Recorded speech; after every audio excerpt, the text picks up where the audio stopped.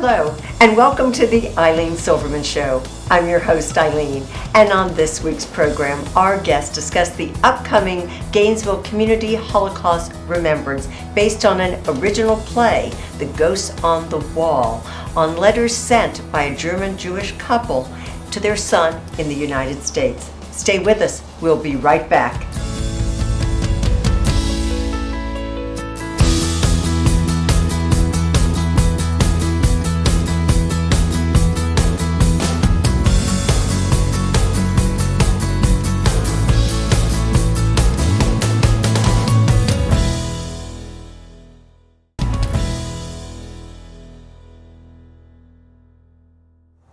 Welcome back. Thanks for joining us for our program. On Sunday, April 28th, you are invited to attend the Yom Hashoah JCNCF Community Holocaust Remembrance at Congregation B'nai Israel, 7 p.m. To tell us more, I'm pleased to introduce my guest, Dr. Ken Wald, distinguished Professor Emeritus of Political Science at the University of Florida, and a member of the Jewish Council of North Central Florida. And it's wonderful, Ken, to have you here one more time. It's my pleasure to be back. It's been almost 10 years, I think. Oh my gosh, yes, it has. And I know that going back to that time, you shared a very personal story about your grandparents. And that was a focus of that year's Yom Hashoah Community Holocaust Remembrance. And now once again, your family, letters from your grandparents, have evolved into a play that will be featured at this wonderful remembrance on April 28th. So tell me when it is again. Sunday, April 28th, we know that. At 7 p.m. at Congregation B'nai Israel. Everyone's invited and it is free of charge. Yes, the entire community is welcome to join us. Yes. And okay, now go back a little bit and help us understand. Go to your backstory, because first of all, with your introduction, you've held so many titles at UF, former chair of the Center for Jewish Studies, you've been in Jerusalem, you've spoken all over the world, and all the way from your beginnings in Lincoln, Nebraska. Yes. And way back. So help us understand the story of your life and how it all is fitting together. It's a fascinating story and a long one, and okay, well, we want to be part of it. Good. Well, thank you. My grandparents, Kurt and Regina Ken Wald, moved in 1918 to a small town in Germany. It's almost impossible to pronounce the name unless you're German. It's very close to the present-day city of Dresden, so it's in that part of Germany. They were textile merchants. They had what you would call a dry goods store, a bit of a department store with cloth, with clothing, and other things of that nature. And there was nothing really unusual about them, living in this city of about 6,000 people. They were the only Jewish family in the community, but they felt very much a part of that community, and they had two children. One, my father, who was originally named Heinz, later became Henry, and my aunt, Susa, who also lived later. And everything they described was a very nice experience until Adolf Hitler came to power in the 1930s. And then they experienced a whole number of shocks. They were subject to an economic boycott. They lost a lot of privileges. And in 1938, in November, there was a nationwide race riot, is the only way to describe it, that involved people who were encouraged to destroy Jewish businesses, Jewish homes, Jewish institutions like synagogues. And on that night, my grandfather and father were arrested, and they were sent to Buchenwald concentration camp.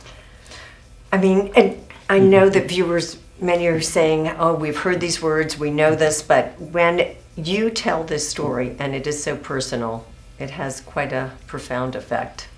Please continue. It's just... Thank you. I appreciate that. My grandfather and father got out a few weeks later because the purpose of this riot was to encourage the Jews of Germany to leave. And the next year, 1939, my father and his sister separately left Germany, and my father arrived in the United States, initially in New York, where he met my mother, who was also a German Jew who got out in 1939. And then together they ended up in Lincoln, Nebraska through some fairly peculiar circumstances, which is where I was born and raised. Right. And growing up, my grandparents stayed in Germany because it was harder for them to get out because of immigration restrictions and the like. They worked very hard with my father in the States to get out, but unfortunately they were never able to get out. Right. And in 1941 they were deported to a labor camp, and as far as we know, in 1942 they were murdered in a concentration camp. We're going to take a quick break. Thank you, Ken. Stay with us. We'll be right back.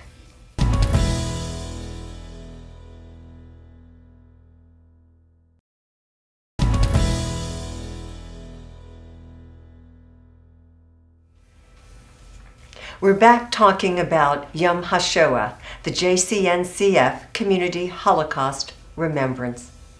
And Ken, continue on about your family, telling us more. You've gotten us to Lincoln, Nebraska, where you and your brother were born and raised. And so help us understand more about your family.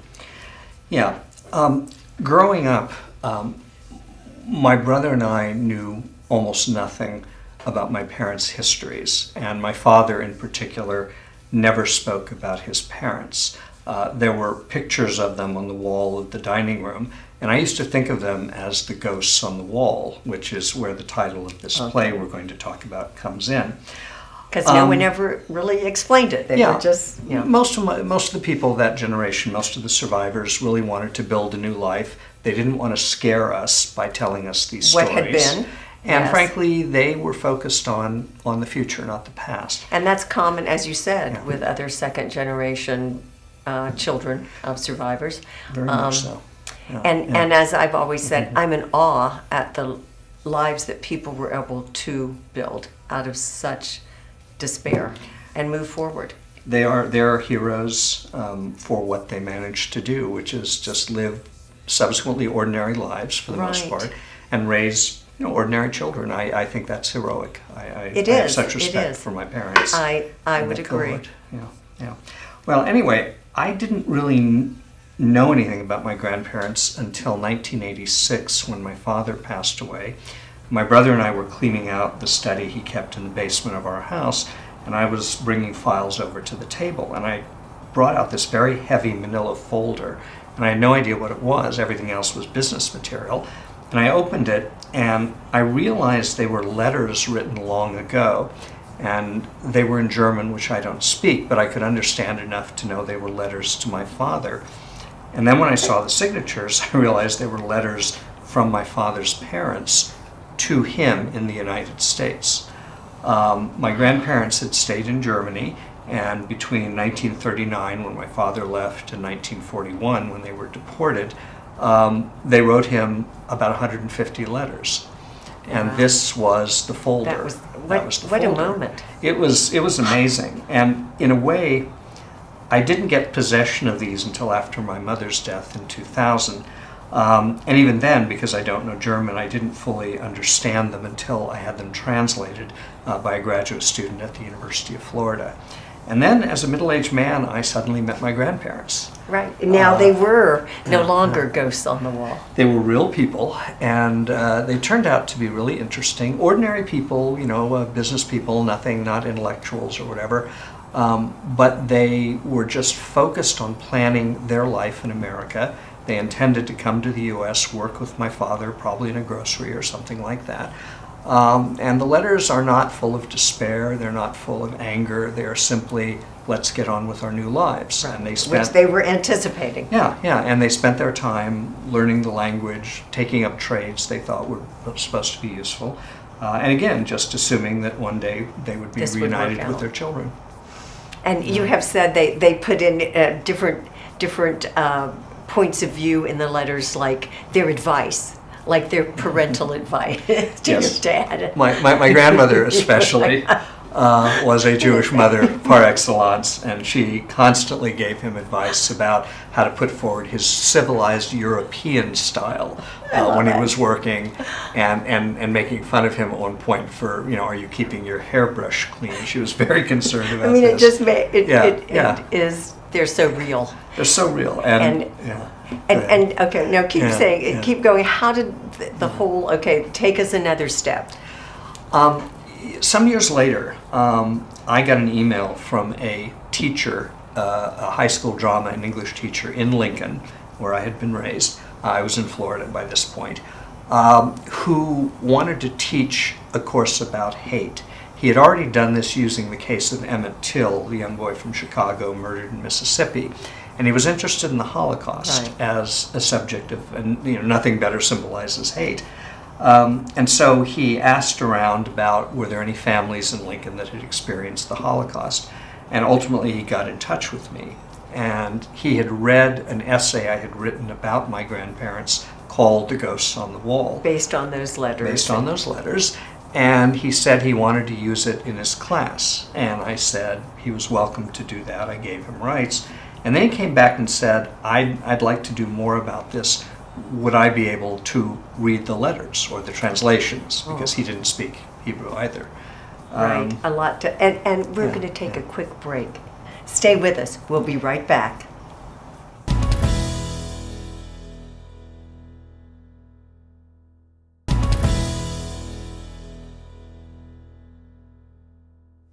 We're back talking about Community Holocaust Remembrance, and I'm pleased to introduce Chuck Lipski, community actor, playwright, and director of Ghosts on the Wall.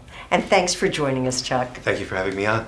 Oh, well, we are pleased because you are the director and bringing this performance to the Holocaust Remembrance, and we are all looking forward to that on April 28th. And Ken, you were just getting to the point of the play, and so kind of go back and finish that thought. Yeah, Chris Malley, this teacher in Lincoln, used some of the text from the essay I wrote in his classes, and then he decided he wanted to write a play which would necessitate him having access to the letters themselves. And after my brother and I actually went to Lincoln and met with him, we decided that was okay. He was really who he said he was. And he had a personal attachment, and his grandfather was a liberator of one of the camps during World War II. So Chris wrote a play called Ghosts on the Wall, based on the text of the letters and some of my essay. It was presented at Lincoln High School a few years ago. And this is the play that's now going to be the second part of the Community Holocaust Remembrance on April 28th of this year.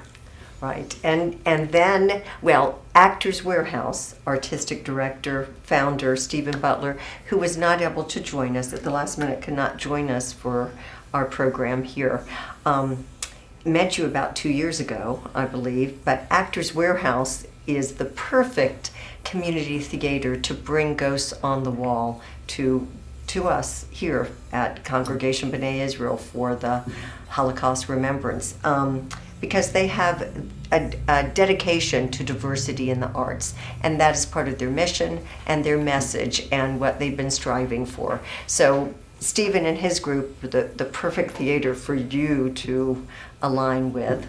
And that, of course, Stephen then turned to Chuck and said, direct it. Yeah, and directing is actually something I hadn't done much of. And I looked That's at what you said. I looked at it. I said, if I don't try to direct this, I'm never going to direct anything. Right. So I also have family you have connections. a personal connection too. Share Right. that. Yes. Yeah. My grandmother immigrated to the U.S. from Prague in about 1921, 1922. She left behind 5 siblings, her parents, and they disappeared in the Holocaust. So we don't know what happened to them. I have a second connection. I grew up in a small town in upstate New York, Oswego, New York, which was the site during World War II of the only Jewish refugee camp in the United States. Wow. It was there was an old fort, Revolutionary War era fort, Fort Ontario, and they camped them out there. The kids were sent to the school in the area, and then they moved on, and by the time I was living in Oswego, it was almost no Jewish population, so it's kind of odd. Yeah, but it's like there's so many stories, and the more you go around and network and talk, everyone has so many of their personal stories to share. So Ghosts on the Wall is one way we can relate and think back and connect and have dialogue about it, because that's part of what Yom Hashoah and the remembrance is all about, so that we don't forget, so there are voices heard. The Holocaust is so huge, it's hard to even think of the number of people who died. 6 million Perhaps lost. 6 million Jews, but conceivably 10 million people altogether, Exactly. because other groups were targeted. Yes. And it's almost impossible to make sense of it unless you start with individuals and you tell I their agree. story. And I had this experience because suddenly when my grandparents are part of the story, it's now much more personal than It's it now was your before. story. I knew about the Holocaust, I was aware of it, but I don't think it had the emotional impact on me until I began to read those letters. And then it just all is real. And you're like, 10 million, it's just, you can't, even think of it. It's beyond what we can think. But then you as director, with the 4 actors, are pulling this together so that what Ken has experienced in his letters will be there for all of us to experience too.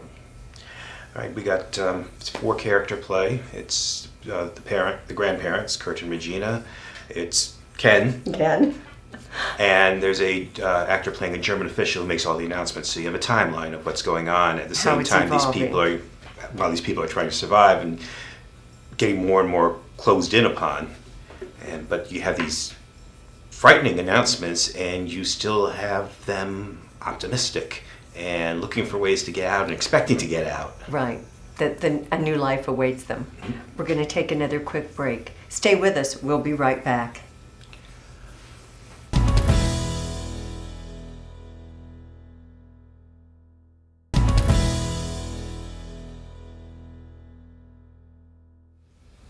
Welcome back. Ken, tell us, for those who've not attended a remembrance, what will the evening be like? Well, the evening begins with a short ceremony. One highlight of that is a candle lighting ceremony where we light 7 candles in memory of the 6 million Jews who were killed, and a 7th in honor of the other victims of other genocides and mass murders. And this year, we're very pleased that 2 of the candle lighters will be Chris Malley, the author of the play, who will be here, as well as Stephen Butler, the executive director of Actors Warehouse, who really had the idea of bringing this play to Gainesville. And so fitting. It's very an much honor so. for them. Yeah, we're delighted at the cooperation. The other major part of the service is we recite the Jewish prayer for mourning called the Kaddish. And this is a special version where between the verses we recite the name of the various labor camps and concentration camps where the people died. And we include the name of Sobibor, the camp where my grandparents were murdered. It's a solemn moment. And everyone there, I feel, is united at that point. In remembrance, it's beautiful.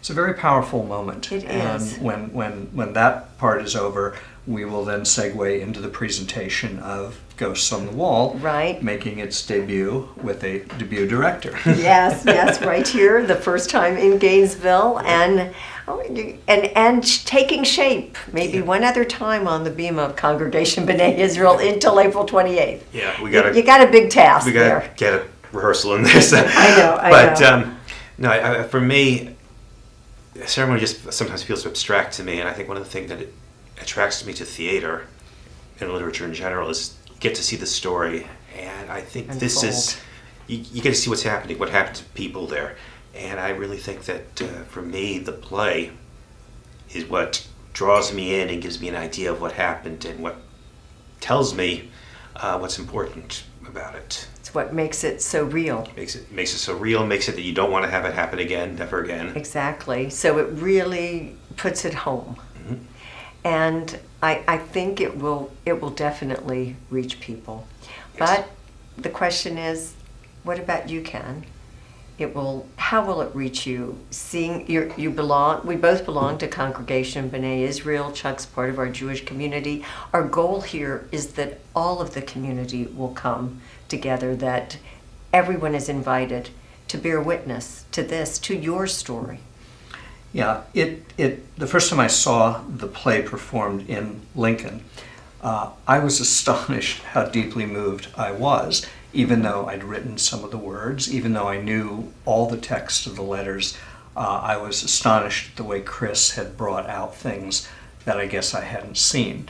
And then I felt very proud, and I'm even prouder now that this story is coming to Gainesville and it's going to be presented. And it's a vehicle for reminding people that we need to be on guard against hate. We've had a reminder this year in what happened in Pittsburgh, and I think the message is more timely than ever before, and what happened in Pittsburgh reoccurred in New Zealand. So this is a universal message, but it's about two particular people, two unremarkable people in remarkable times. And I'm just delighted that the play is going to be here as part of this remembrance. And I am too, and I will just say on behalf of Stephen Butler and all of you, there are plans to bring this play into Alachua County schools next year. That's a goal, developing curriculum with the help of Chris Smiley, and and moving it forward to more of our community, especially the young, so they can learn, so they will know, so it will not happen again. Yes. And I thank you, Ken, for sharing your story of your wonderful family.